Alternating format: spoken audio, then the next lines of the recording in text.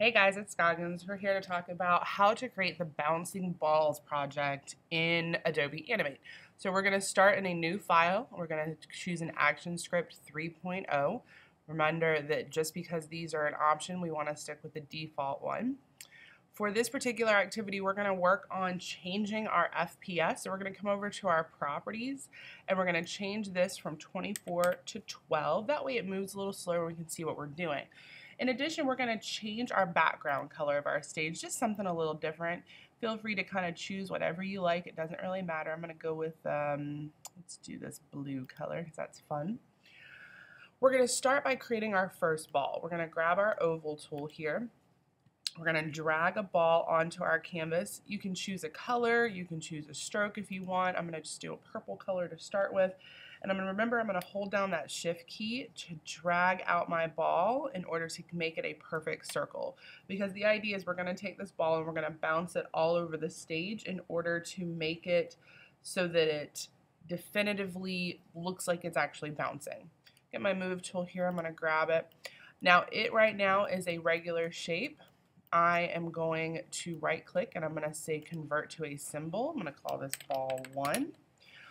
On my layer down here, I'm going to name this one purple ball so I can keep track later on when I start organizing these.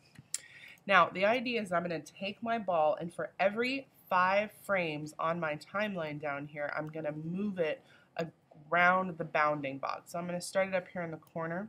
I'm going to come down to frame 5 and I'm going to insert a keyframe. You can right click and say insert keyframe or hit F6 on your keyboard.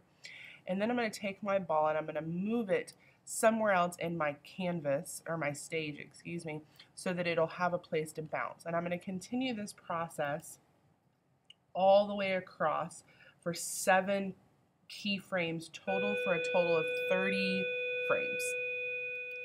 Insert a keyframe, move my ball, and I'm just going to keep going. F6 to add a keyframe. I'm going to bounce my ball, and I like to do it off the surfaces so it actually looks like it's bouncing like it would in reality.